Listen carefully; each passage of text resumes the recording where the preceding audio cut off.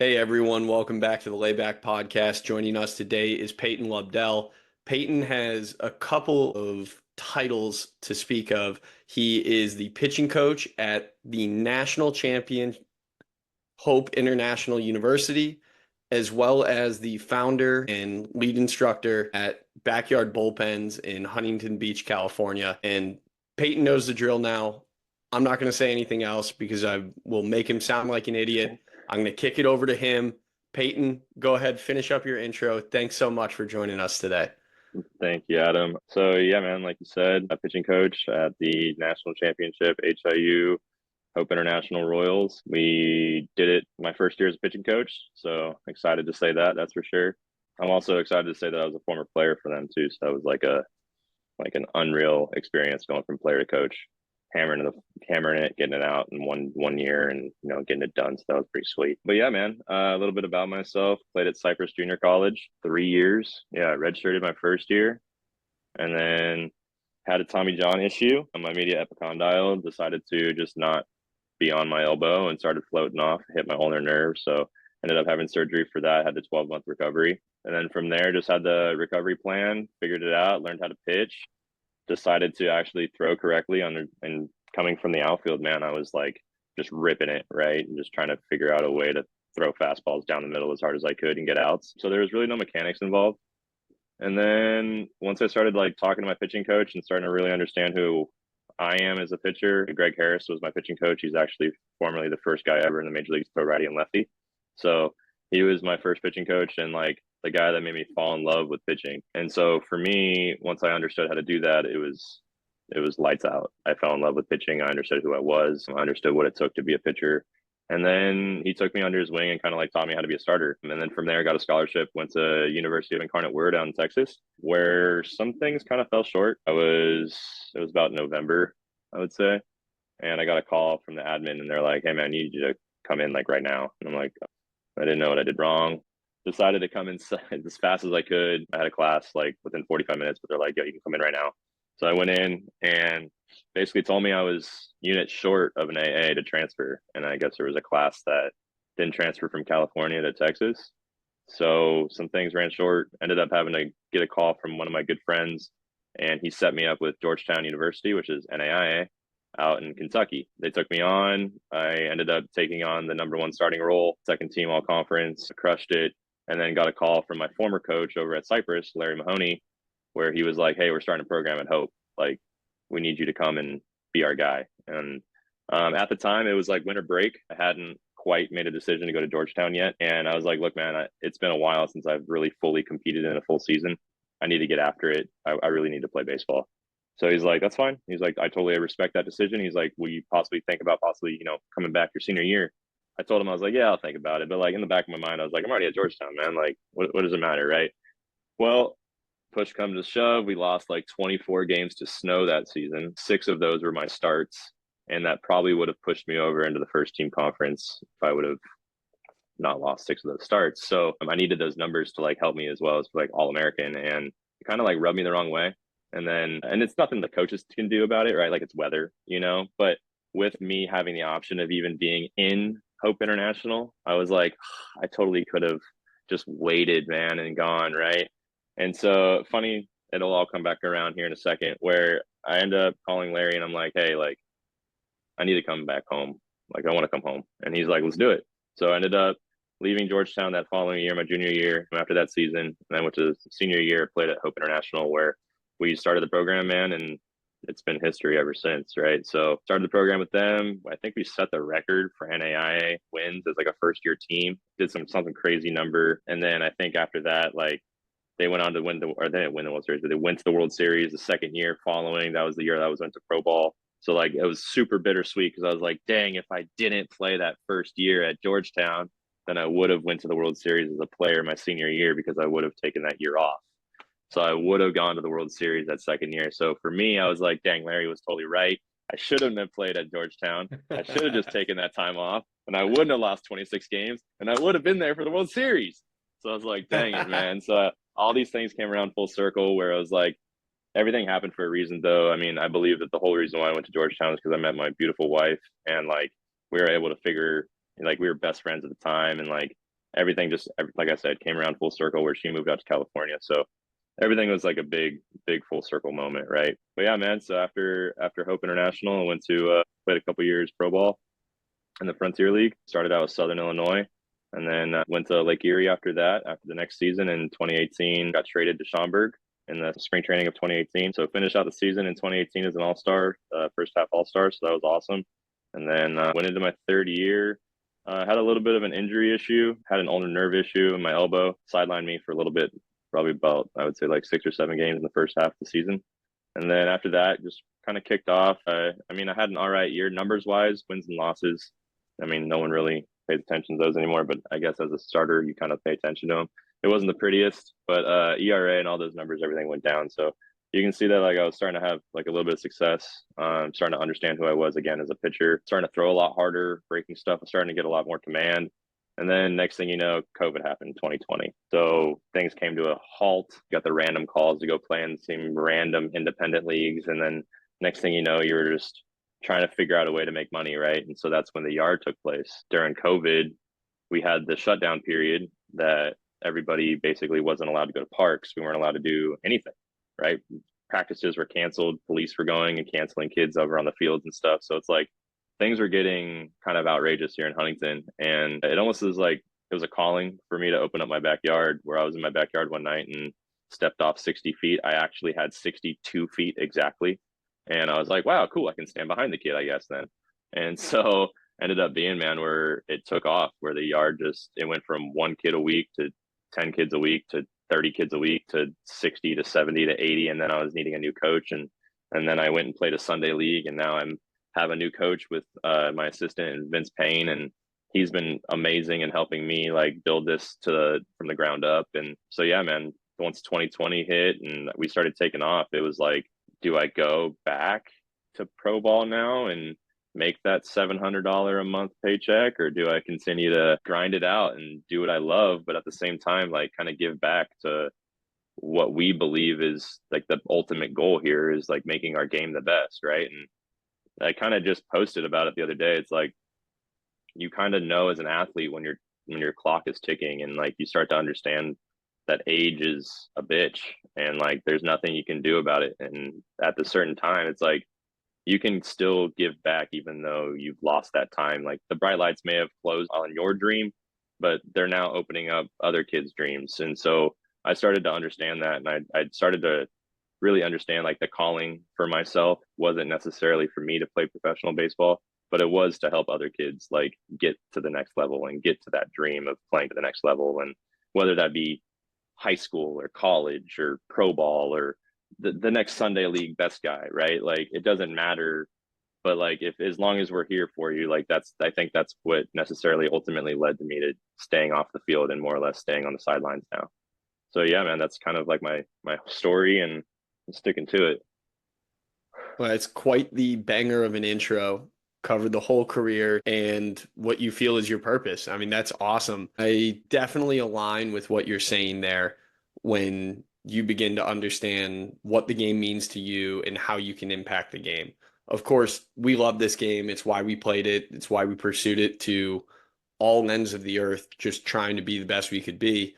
But eventually, we saw the end of the road and found a new way to impact the game. Eric Supley, pitching coach, assistant coach at University of San Francisco, just said on his episode, I know it's not out at the time of our recording, but he talked about the value that we have, or the time that we have, and the identity that we place in this game and what it means to us. And for so many people that gets taken away, they only view themselves as a player.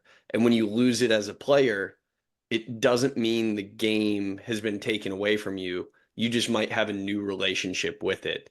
So it's awesome that you've been able to develop this new relationship with the game, where instead of you pursuing it on your own to be the best player you can be, now it's how do you create the best environment possible for all of these players that you're interacting with, whether it's in the private sector or at Hope every single day. Yeah, man. Like I would just say like it's weird because like you never really know. Like I said, like you never really know when the door's gonna close, right? But I will say this, like the last start that I had like a feeling where I was like, this the last one. Like, this is the one, right? So like, I actually got a double play ball in the 7th inning to get out of it. And I remember every pitch. I remember stopping, looking up the crowd, soaking it in, walking into the dugout and being like, I'm done. Like, mentally, like, locked out, like, I'm done, right? But then it's like, as you get going, and I started training in the yard and I started throwing way harder. And I was like, dude, this is ridiculous, right? Like, I'm training, I'm having more fun, like, this is more organic, and now next thing you know, I'm ripping the ball way harder. So I started getting calls from the old guys, and they're like, yo, you want to like come do this again? And I'm like 2-3 years out of the league, right? And they're like, I think you can do it again. You look a lot better than you did before, bro. And I'm like, and I'm like, you know what? I think I would, but at the same time, like, you just kind of have that idea in the back of your mind. It's like, why am I doing this though? Right? Like, am I doing this to scratch the itch just because I feel like I need to play? It's like, if that's necessary, I'll just go play Sunday league, bro. Like, it's at the end of the day, it's like, we know in the back of our mind our ultimate goal and our ultimate desire is to play. We know that, right? But what is going to be best for the game moving forward isn't for us to play baseball. It's for us to do exactly what we're doing right now. And like, I'm passing on information to kids that every day I have a kid that comes in here and he's like, man, I wish I would have had you as a coach when I was 10. And I'm like, dude, that's the only thing that I asked for, right? Is like, I just want a bunch of 10-year-olds to just want to love the game like I love the game, because then the game is going to be so much more pure than what we currently have, right? Like, right now, it's such a saturated, filled environment of just toxic travel ball, throwing every day, no workload management. You can't play other sports. You have to play one. And if you don't, you're going to get shunned from that organization. It's like, it doesn't make any sense. It's like, these kids are 10 to 14 to 16 years old. Like, let their bodies develop, man. Like, let them have fun. Let them make that decision if they want to be baseball only, if they want to play baseball and football, if they want to be baseball, football, basketball, if they want to do golf. I'm like, I think it sucks that a lot of these seasonal sports are so seasonal too, that like, they can't even necessarily play the sport that they want to play because it's in the same season. And it doesn't make any sense. It's like, dude, these are all the same kids that are trying to outgrow themselves and understand who they are as an individual. And then now we have people that are like, no, they can't do that. You can't do that. You're not allowed to do that. Right. And then I think that's where the game is starting to take place too, where it's like all these biomechanical readings. It's like, all right, we understand that hips, shoulders, arm. Okay. We get that. Right. No, everybody knows that now. Okay. The problem is like, isn't necessarily the best, right? Like, we're seeing an epidemic in Tommy Johns, right? Epidemic, right? But we don't know why. But yet again, we have all these awesome informations of the kinetic chain and how we're supposed to move perfectly, right? And like, the torque number has to be low. It's like, well, dude, I have a kid that throws at 130 Newton meters of torque, but he doesn't have arm pain. But then I have another kid that'll come in here and he throws at 60 Newton meters of torque and he has major elbow pain. Why? Why does that? Why? Where's the pounds of pressure that's taking place? Where are we getting hit? Why can't you sustain force in a certain spot? Like, what is going on, right? But then you have all these perfect biomechanical readings that'll tell the kid with 60 Newton meters of force that his mechanics are perfect, but he has arm pain. And you're like, well, what am I supposed to do? Right? And then you have the kid with 130 Newton meters of force in his elbow, and you're like, he has no arm pain. He's just fine. Everything's great. He's shoving. Arm feels good. Everything's good to go. But it doesn't make any sense scientifically. But like, this model of like perfect molding, I feel like is kind of ruining the game. But I feel like it's not just coming from the game. It's coming from a lifestyle standpoint. It's like, everybody has to have this like perfect model of a life, right? It's like, not everybody has that, man. And I feel like as a coach, we have to be able to adapt to those things and like understand who each individual kid is. Right. And like, what every coach says that, right? Everyone's like, oh, everyone's an individual, but no one actually understands like each kid from an outside the sport standpoint. Everyone always does the assessments of like, okay, your internal hip rotation is this, your external shoulder rotation is that. It's like, yeah, we get that, but like, what is the picture that the kid sees to get this goal done? Right? Like, it might not be the same for him as what you're seeing as a coach. Right. So like, maybe that's our job as the coach, isn't necessarily to like express how the job is, or the task is supposed to be done. Maybe it's our job as a coach to like just give them the mental picture of what's actually supposed to be done. Right. And so that's what I feel like is lost in this game, where it's like everyone's just going to the easy way of just saying, I'll pay this guy $4,000 a year to give me biomechanical feedbacks every time I send a video in so I make my job easy. It's like that's not necessarily what this game is about anymore. And there's so many facilities that are just running to that standpoint. Yeah, there are things that need to be said, like, okay, biomechanical readings are probably the best thing to get understanding of what your body is doing at the right time. But is it necessary for a 12-year-old? Probably not. Is it necessary for a 14-year-old that throws 96? Probably, right?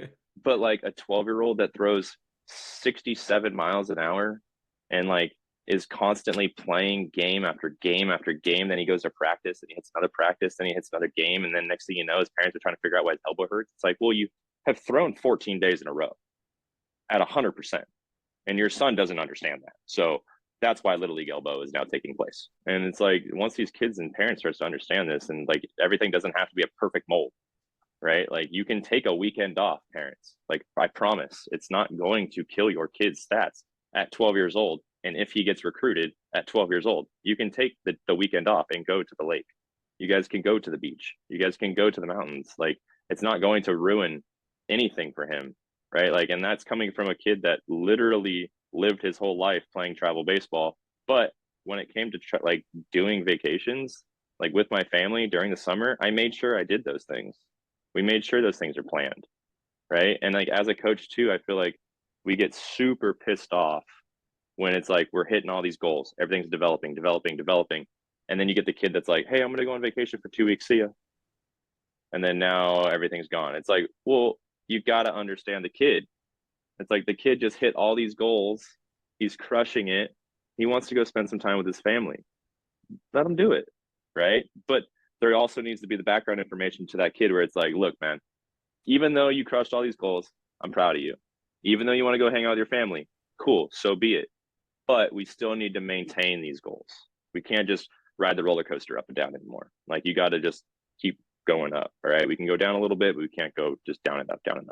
Right. And that's what I said about like the mold, right? And like this perfect lifestyle is that everybody has this perfect mantra, this perfect picture. It doesn't have to be like that. It can be an up and down battle. It just makes sure that we just don't go down so much that it's just another uphill climb. So I'm going to touch on that last piece first, and then I want to call back to something that I found really interesting, kind of in the middle of that response. You painted the picture of there. I think about it like Icarus. Just don't let the highs get too high. Don't let the lows get too low. Ride the wave, consistent, chop wood, carry water. Just do what is necessary each day to move on. It doesn't have to be perfect. It's just doing what is necessary to move yourself forward. So Totally. maybe if we need to get into advice of how to go on vacation or separate yourself from the game and still continue to get better, it doesn't mean you have to make all your throws. It doesn't mean you necessarily need to bring a baseball or plyos with you, but you can run sprints on the beach. You can go swimming. All these different things are great ways to continue to stay in shape, especially when you are 12, 13, 14, 15 years old, and maintaining the perfect acute to chronic workload ratio might not be as necessary as it is when you are in college and pro ball, or you're Correct, man. entering a potential recruiting season as a junior in high school. But now calling back to one thing, I like the way you stated it a lot, kind of defining this perfect life. And the way that I internalized it is you are way more in touch with the youth world of baseball right now than I am. I pretty much operate mostly high school, college, and pro, so I don't see anybody much younger than 15, 16 years old. But from what you said, it sounds like those in power or those who should be respected are putting definitions on people that don't need definitions at the ages they are. Like, yes, understanding who you are as a person, a pitcher, a player might be super important at 19, 20 years old when you're trying to get on the college field for the first time and show your coaches what you can do. But why do we need to tell a 12-year-old who he is and the type of player he's always going to be? At least that's the way that I understood what you said. I'm curious if you have Correct. any response to that. No, I mean you hit the nail on the head. Like I just feel like I don't want to put a player in a box. right? I feel like when you start to compare kids to other professional baseball players, when you start to compare kids to other high school baseball players in the area because you want them to be like them or do this, it puts them into a very small box, right? And it doesn't let their mind travel to what could be possible. And that's not fair to the athlete. I feel like the athlete should be able to express themselves in any single way, but it's our job as the coach to guide them in the right way. I feel like, especially in the youth world, at least what I've seen in our area, it just becomes you have to do it this way or the highway, right? And that's not true. We've grown around the game of baseball enough to understand that there's guys that pitch completely different than other guys and they still get the job done, right? So why are you trying to tell me that I have to move correctly just like that? You just got to figure out what you're really good at and get really good at it. And it's easier said than done, but like everybody is trying to figure out and trying to recreate the wheel. And they try to, like Tread is doing a phenomenal job. Don't get me wrong, right? But they do this thing where they like try to create new pitches once a month. I feel like these new kick changes that are coming out and these new sweeper grips and like all these new spin profiles and like it's sick, man. Don't get me wrong.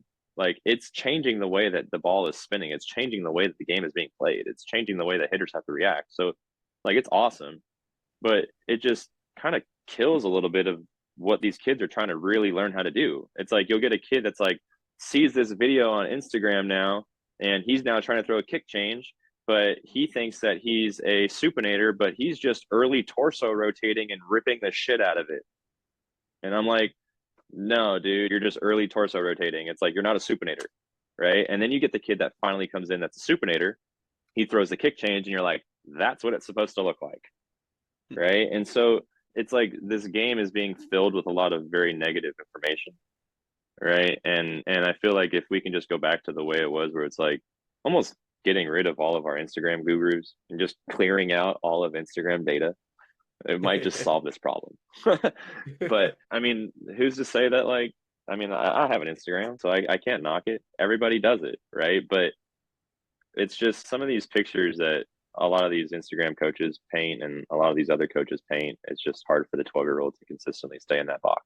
It's not fair to the 12-year-old to say like, you have to throw like this, right? Like I'll have 12-year-olds come in here and they throw weird as hell, and I ask them all the time, like, do you ever hurt? And they're like, no. And I'm like, okay, cool. Go do some scap work. Let's go learn how to protract and retract. Like, let's go learn how to do some like real body things rather than just the typical body weight push-up. Now, don't get me wrong. The body weight push-up is probably one of the most beneficial things you can do other than like a wall sit for a 12-year-old. But that's where I think like another thing wrong with training, it's like you get all these things that are going on and they're like, I need to squat 400 pounds. And you're like, no, you don't. Compound lifts are a joke. Like in my world, I think compound lifts are a joke. I think jumping, I think knowing how to move your body around left and right. I think being able to like react to loads, understanding how to drop load onto you and hold and catch load is going to be more beneficial than you pushing a bench press, right? Like you going into a push-up and like catching yourself from falling at a standstill. Half the people probably couldn't do it, right? But I guarantee you that's the same load that's going to take place on your arm when you go into a throw going forward. There's just so many different things that I feel like the game is losing. Or it's like kids are just going to constantly think about like lifting big and because of Eric Sim, right? Now, I'm not saying Eric Sim's the worst guy in the world because he creates the environment of like lift big, throw gas, right? But now the lift big part gets misconstrued with all these kids. And now they're like, crap, man, like I gotta lift big in order to throw hard. But now you get these kids that rotate like 2x4s because all they do is compound lifts, and this is a rotating game, right? And so now you get like two different sides of the story where it's like it's just hard, man. I just feel like putting these kids into a small box and like making them feel like they have to pitch or they have to throw and they have to hit all in this like perfect mantra is just bad for the game, right? I just feel like if we can understand what they're the best at, understand what their qualities are, and let them excel at those qualities until they need to literally work on the little things, right? And that's what our job as the coaches, and when they come into these lessons or when they set up for stuff at the yard, right? It's like we know what they're good at. So why am I going to constantly do the stuff that they're good at? Right? Now, are we going to tell them what they're good at? Yeah, man, we're going to let them know like, yo, you're really good at throwing this fastball. Your fastball's good here. Your sweeper's good here. Your curveball's good here, right? Like we know that this is the good stuff. but let's go work on the other stuff for the hour that you're with us, that you're bad at. So that way, at least we're raising that floor a little bit, right? So like, that's kind of what we do here, is that we really crush raising the floors. So that way, when I do let the reins go and just let you excel at those things, it's just like boom, an automatic uptick, right? So I just feel like in this game, though, that if you can constantly try to cue kids, constantly try to put them in boxes, it just makes this game a lot harder for them mentally. Again, I've got a couple responses. I tried to write them down, so hopefully I don't screw this up when I'm coming back at you. Going back to the beginning of that answer, one thing that really stuck out to me from your perspective in the youth baseball world, it's almost like the two most fun things are being removed from baseball, the game and the athleticism.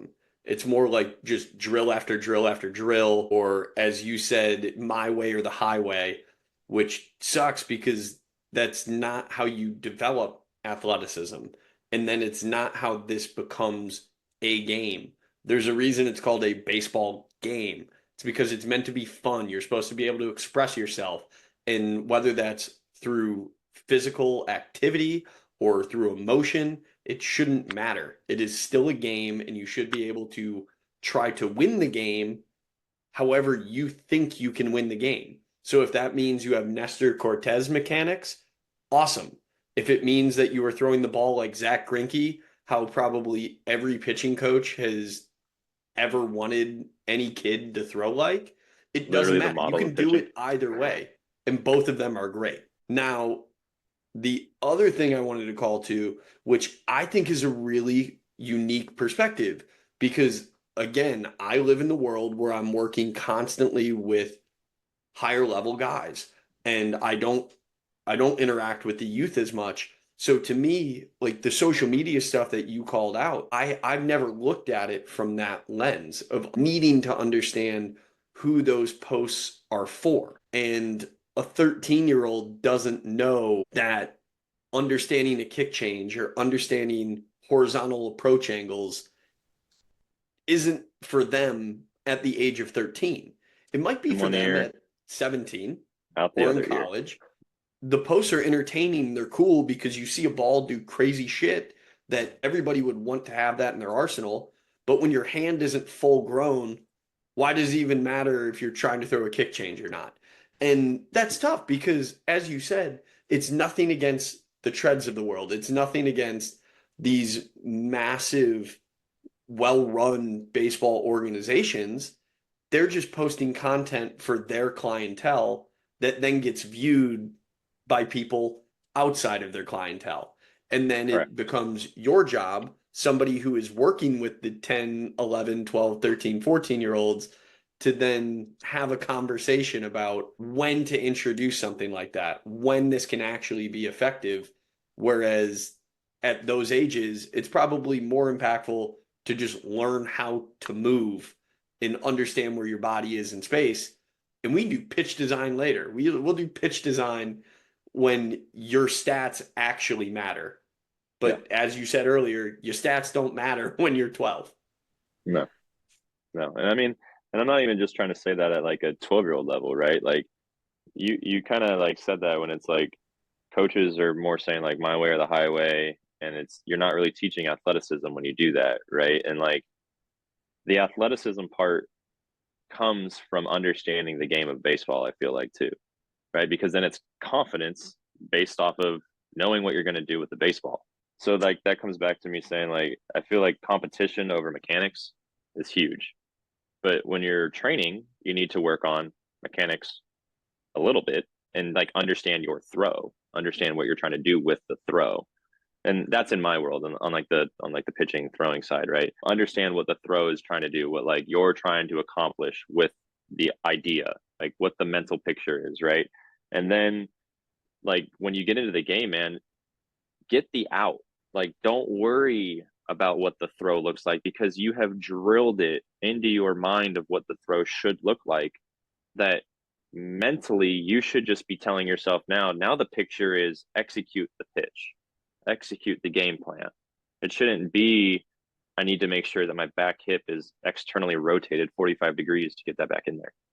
It just doesn't make any sense. It's like you can't think of small moves while you're trying to move fast, right? And that takes out the idea of kids being able to play free and play with athleticism, right? Now they're playing in that box again where they're like, I have to play like this rather than being able to get the damn out and execute the pitch to compete, right? And that's where the game is lost, where it's like we have kids that'll come in and I'm like, hey man, I just want you to throw a fastball, just like fill up the zone for a little bit, and then once you're warm, we'll get going. And they're like, okay. And I'm watching them get going, and we have a pro command. The thing doesn't move, right? It sits there, and they still can't hit it. And I'm like, you're supposed to be filling it up right now. Like, how am I supposed to do a pitch design when you're not filling it up? These people don't understand that, like, if you're going to be like spending all this money, you might want to start understanding what the hell you're doing, right? And if you're going to be spending all this time, you might want to understand of what the hell you're doing, right? Like, don't just constantly come in here and think that you're going to just get it done based off of results. It's not just going to happen. You got to understand that, like, when you're practicing, you can work on your mechanics, okay? And then when you get into your competition, it's time to compete. I feel like that's the disconnect that people are having in this world, is that it's like, I got to think about mechanics perfectly every single time. It's like, no, man, you can compete to get people out. And that's where there's differencing in ideas of being a pitching coach now. Whereas it's like, oh, you have the spin to make all this work, but you don't throw for a strike. The hell does that matter? It's like, I started to learn this the really hard way, like once I got to Hope, because like I got to Hope and I was a 4.5-year private pitching coach. Everything was great. And then I got to Hope and my head coach was like, okay, sick. These metrics are awesome, but they don't throw strikes. And I'm like, oh shit. And then I started calling pitches and I realized, like, holy shit, they don't throw strikes. And I'm like, oh my God. Right. And this was last year during our national championship run. As a staff, like, we had to start making adjustments fast, man. Like, it was like every bullpen is like starting to be charted. It's like things had to start making adjustments. And so now, I mean, I get it. I start to understand. It's like, I understand where people are on there and they're like, ball, strike. Like, I understand the joke about it now, is because, like, it is a ball. It is a strike, right? Like, that's all we're trying to do on the pitching game is throw balls and strikes, right? But now if we can make strikes be balls, that's when we're really good. And I'm like, that's where other people don't understand. Everyone thinks that you got to throw strikes and keep them in the strike zone. I was like, no. Throw strikes for about 58 feet, make it a ball. And they're like, I'm like, yes, now you're playing the game. And so that's when people started to get it. And that's when we started going off. And then guys on our team, we won like 19 straight, I think it was, right? And then after that, we lost like a game. I think it was like William Jessup. We lost a game to break our 19-game win streak, but we had just won conference. So we were like, screw it, But like, at the same time, it was like, we knew exactly what we needed to do to get the job done. Guys started to fall into that play of like, this is, now I can start doing pitch designs because guys are throwing strikes. And then I started to teach guys like, hey, this is what your sweeper looks like. This is what your curveball looks like. This is what your four seam is starting to look like.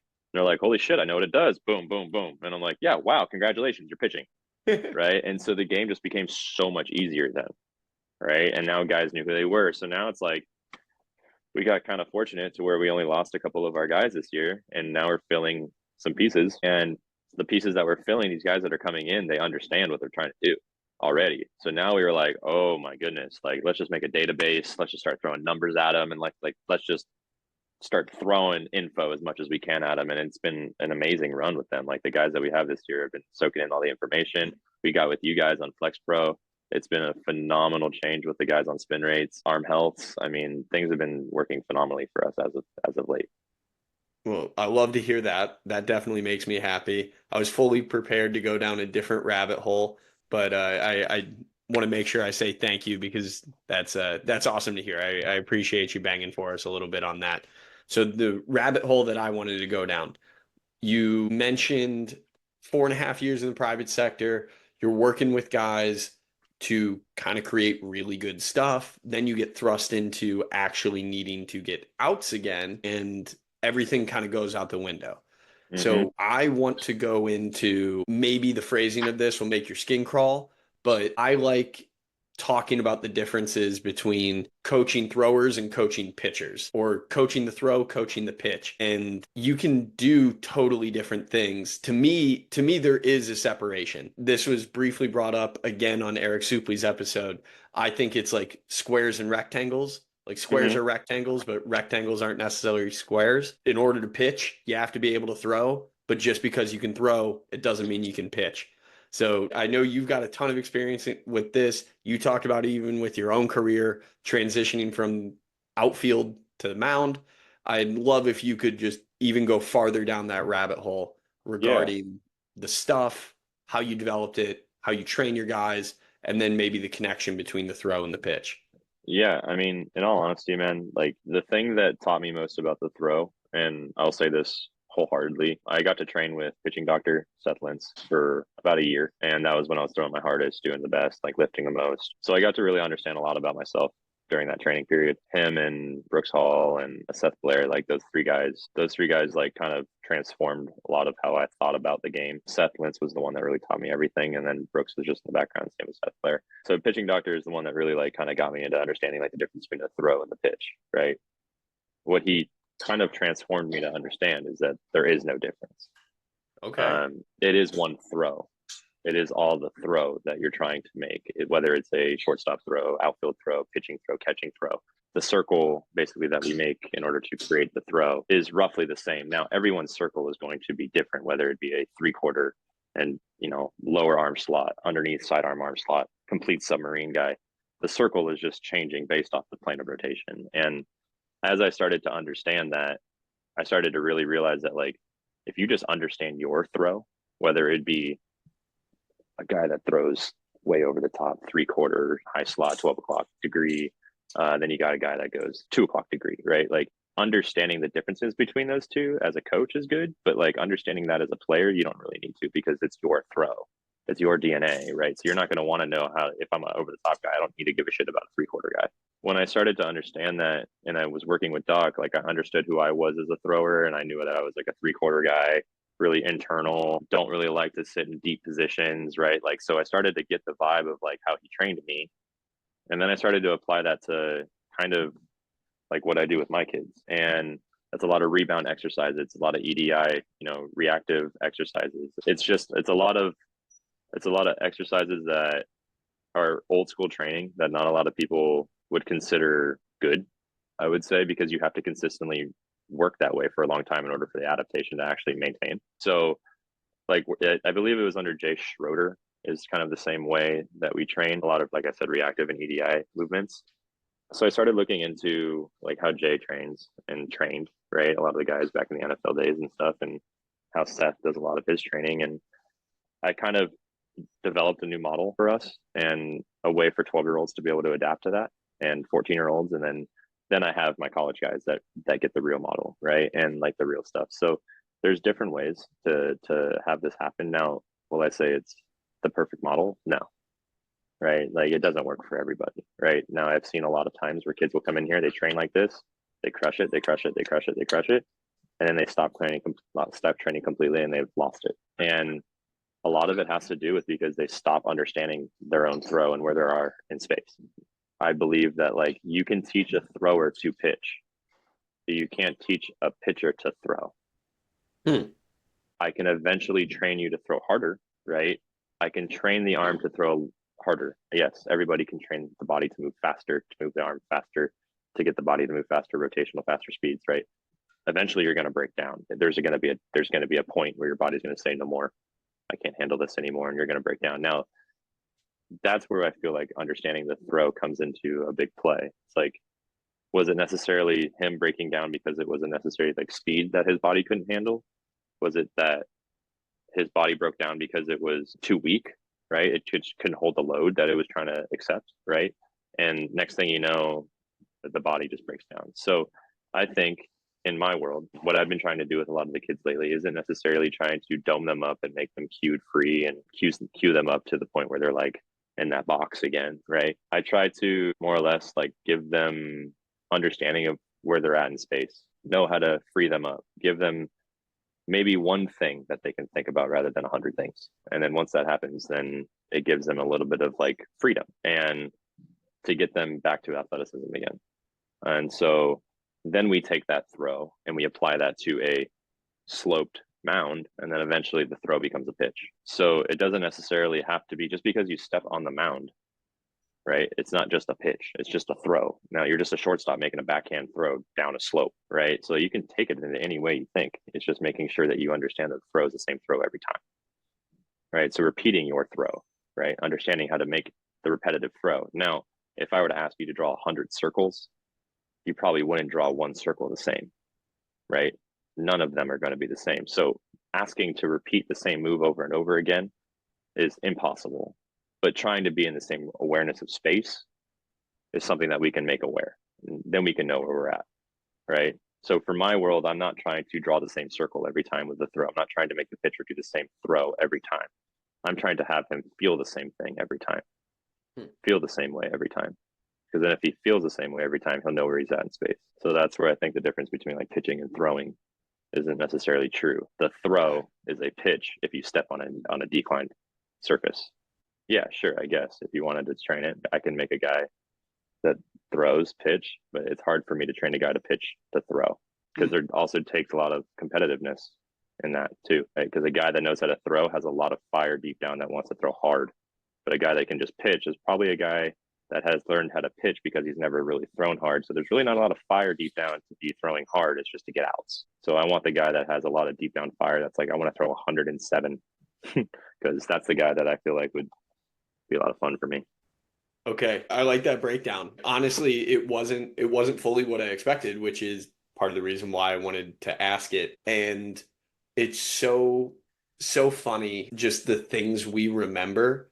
But I think when I started following you specifically on Instagram with Backyard Bullpens, and I believe it was right around the birth of your child, and I have this one Instagram story burned into my mind of you doing the arc, the throwing circle, the throwing arc With my with your son. newborn's arms. My son. Yeah, Still do 'em.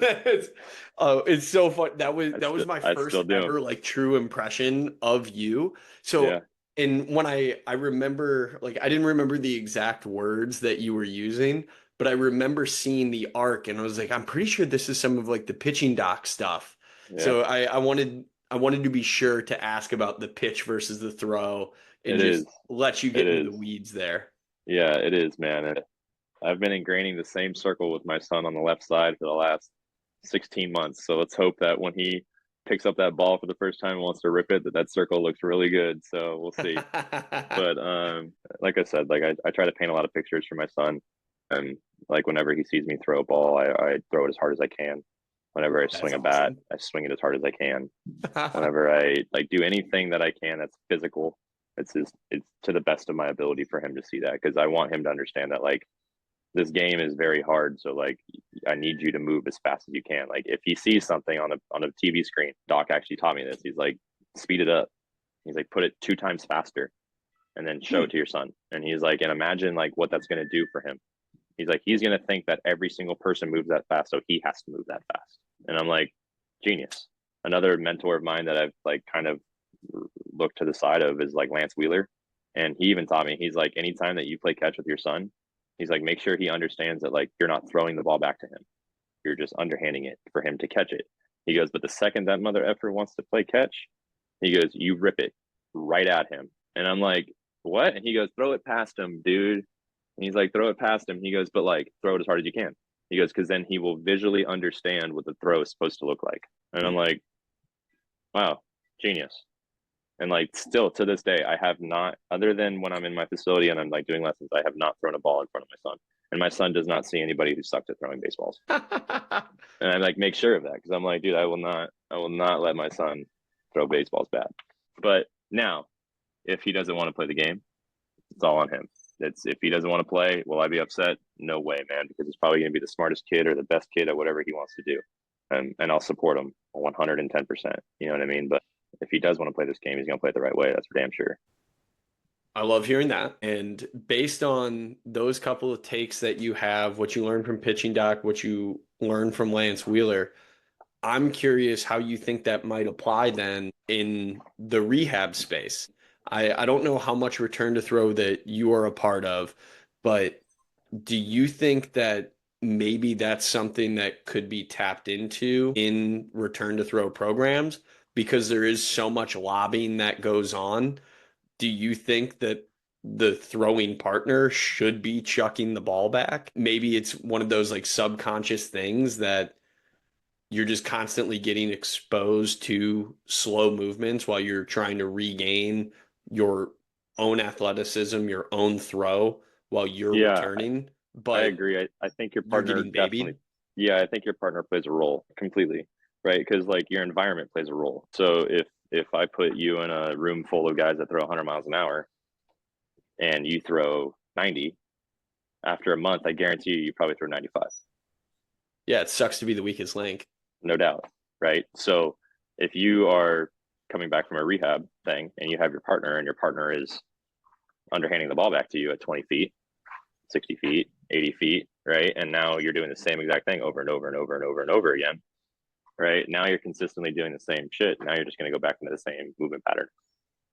So now rehab just becomes an issue, right? So now we're just doing the same exact thing and now we're hitting the same goals over and over again, but they're not good goals, they're terrible goals. So I think that like making sure that we hit this on the right way is going to be the best case scenario. So like having a partner that's going to push you to the highest limits and like pull you to the highest limits, or a coach to do that would be the best thing for you. This might be one of the coolest lives I've ever been a part of, live recordings, to see one, your sweatshirt match the wall behind you, which is just great branding. Two, we're on the Layback Podcast, Flex Pro Grip, while you got a dude ripping Flex Pro Grip in the Yeah, background I of the actually have a guy ripping conversation. Flex Pro Grip right there in the background for your podcast right now. That's so awesome. Yeah, there it is. Oh my gosh. I didn't have that on my bingo card today, so I'm No, I'm man. glad Well, to feel I'm that. glad I was able to help you with that. I'll That's give you like a awesome. little insight too, because I'm actually gonna help a kid out with his shoulder right now. Cool. All right, little Yeah. live action. I don't know if you want to kind of commentate what you're going through right now. I'll try not to interrupt too much. I guess we'll just get a live listen in and for the viewers a live look at what goes on. Yeah, I mean, I guess I'll kind of see what we got going on. So Diego just came to me, and he just let me know he's getting ready for his lesson right now, and he just did his arm care test, and he let me know that he's having pain where, Diego? Shoulder, middle of the shoulder, front of the delt, like right here. So he's having like pain in the front delt. So what I'm going to do is I'm going to actually set up our Phoenix machine that we have, and I'll apply the pads to front delt and rear delt. And we're just going to start with like an interferential setting and just put it on continuous as well as like a red light setting as well. And then just to warm up the area. And then we'll start to like hunt the area for like hot spots here in a little bit once he's done doing like a warm up period with this. And then we'll figure out exactly what's going on with the shoulder following the hunting phase. After that, we'll figure out exactly where to put where to put the pads and apply some force. And then hopefully that pain will go away. But yeah, man, that's basically it. What do you got? Very You good? cool. What did you say that this device was or It's called what a technology? kind of Phoenix globus waveform. So it's kind of looks like that. All right. Yeah. So like an EMS machine, basically. It's a little different on the way that the waves are contracted. So most of the times the waves are contracted in big S waves. So like a Mark Pro machine, it's gonna go up and down in an S manner. So the time that the contraction gets to the highest point, it's only gonna have a small amount of arc in that. And like the arc is only gonna have a small amount of contraction during that time. So the time frame in that is not that great. With the globus, it's more of a square pattern. So the top is a longer contraction and then it drops down and off. Hmm. So it's easier for the muscles to lengthen and strengthen. And then I'm able to figure out what's going on with his arm. Very cool. Okay, Yeah, yeah. man. See, this is I guess we're really getting in the weeds here with what goes on at the art. Yeah, that's a Doc special, man. I mean, I wouldn't have the Phoenix if it wasn't for Doc. So he's the one that taught me most of my stuff. He's still continues to send me protocols left and right. So it's a nice relationship to have, that's for sure. I bet. Yeah, I know you've got guys on the floor. There's a couple more questions I want to throw your way if that's Yeah, okay. yeah, absolutely, man. Cool. So I do want to pivot now talking about kind of structuring what you do for a team.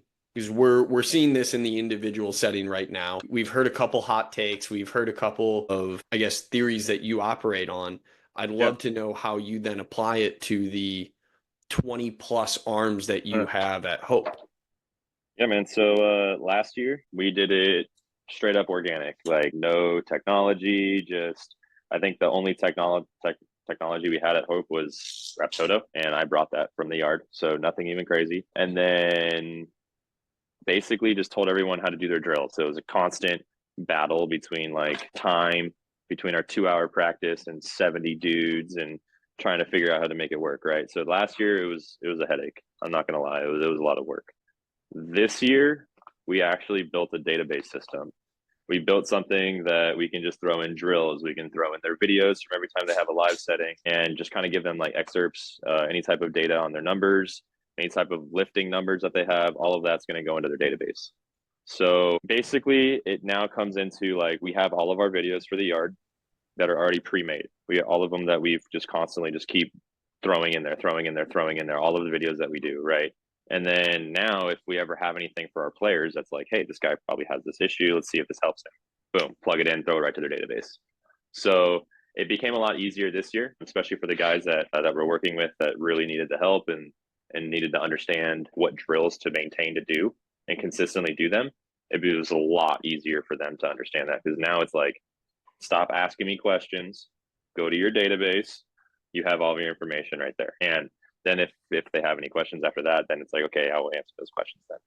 Right. So our jobs became significantly easier. Now we have 28 pitchers this year. So you got to think, man, if each profile took us an hour to create, we're at like 28 hours of work. And between me and Vince, it became a lot. So we figured out a way to like manage our time and slowly put things in there and kind of get it going. But from that side of things, that's kind of how we manage it. Having Vince on my side is awesome. I mean, he helps me out a lot, I will say. There's little things that I don't see that he does. He maintains the bullpen structures while I'm down there calling pitches. He makes sure guys are getting hot while I don't even know that they need to be getting hot. Next thing I know, I'm freaking out because we need the guy to get hot. He's like, I already got him. He's 10 times faster than I would have ever expected for an assistant to be. And I wouldn't even consider him an assistant, man. I just consider him a second pitching coach. He's the best, man. Like I said, there would be no yard if it wasn't for Vince. Well, I guess shout out Vince. Yeah, shout out V Payne. What it sounds like is moving into year 2, you've done everything you could to turn your role from firefighting to being proactive. So then that way you can constantly play manager more than just play firefighter, play jam. Correct. Like it became more of like, hey, now I can watch them pitch, physically change the way that they're thinking about the things that they need to think about. Like actually the guy that's in here right now that was doing the Flex Pro stuff, he would constantly come in and ask me questions about like, was that the right pitch that I should have made when I gave up the hit? And I was like, yes or no. And I'd give him the answers. And then his next outing, next thing you know, like when I'm calling the pitches, he finally understands where my mind's at.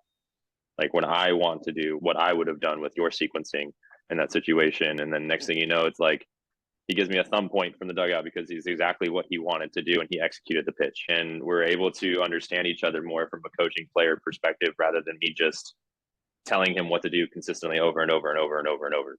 Right now, he just believes in the process.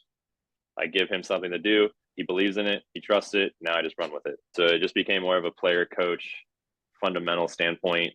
Things became more organic. Things became more simple. Guys stopped stressing so much about what they need to do in the background of time when they have this whole database in front of them they can do all their crap on. And the best part is too is that like it's just a Google sheet, man. So there's 28 tabs on a Google sheet, right? So everybody knows what everybody has to be doing. So everyone can hold each other accountable. So it's like, hey man, you have a bunch of shit you need to be doing. Why aren't you doing it? And then you got this other guy, he's like, I've been doing my stuff. He's like, why aren't you doing your stuff? So now our whole staff just becomes stronger based off the idea that like he is doing his stuff. Now he has to do his stuff. Now that guy's not doing his. It's like, what the hell are you doing, man? Do your crap. It's amazing how far a Google Sheet can go. You and I have had those conversations before. A Google Sheet can go a long ways. Yeah, it really just is another piece of accountability. Like you said, guys know what they need. It's a schedule. They can always go back to it. They can access it from anywhere. I guess that speaks to no matter what your budget is as a school or a program, there are advancements that you can make. Absolutely. And there should be no excuse as to why you can't give a player what he needs, Yes. right? And this is what makes it so frustrating from a coaching standpoint when you see organizations that thrive because they have unreal player development, right? And then you have other teams that thrive because they have unreal recruiting skills, right? And so that's where it's like you need to understand the difference between Hope International and top tier NAIA. We don't get the players that everybody wants. We get the players that come back to us that have issues, that have had off the field problems, that may have been overlooked, and we develop them into probably one of the best athletes that they've ever been. And then we take them, we turn them into a family, and then that family turns into a national championship. So that's like the difference between like our program and basically any other program that I've been a part of. And it's like, I believe we got that culture from Cypress College, and because we're all coaches from Cypress College, and we all understand what it's like to be successful. And in all honesty, man, like it just becomes accountability. That's all it comes down to. So once you learn to be accountable, things become 10 times easier. So if you as a coach can't be accountable for making your players better, what makes you think that your players are going to be accountable for their own actions? Great points. I really like that. And honestly, this kind of rounds out where I wanted to go with everything. I just want to make sure you get to plug anything and everything you want to plug. How can people follow you? How can people get in touch with you, learn more about the training you do, or if they're interested in Hope International, maybe hit you up for some recruiting? Yeah, man. Just go ahead and reach out to Backyard Bullpens on our Instagram. Reach out to our Twitter page. We're the Arm Barn, or what are we? The Arm Barn? Yeah, I think we're the Arm Barn now on Twitter because we got our Twitter handle got taken for some reason. I think when Elon Musk took the switch over, man, our Twitter handle got taken. So we're the Backyard Arm Barn on Twitter. So hit us up on there. If you ever guys want to have a recruiting session, you know who to call, man. We would love to take a look at you guys. And if you guys don't have a home at the D1 level and you feel like you're getting overlooked a little bit, not getting some playing time, we'd love to take a look at you guys. Well, I appreciate the time today, Peyton. This was awesome. Get a look into your mind, talk a little shop, and yeah, man, I look forward to keep growing this partnership. We got something nice cooking now. So Yeah, man. thanks I again love it. for Thank you, hopping Adam. I on. appreciate everything. Of course. And to all the listeners out there, thanks for laying back with us.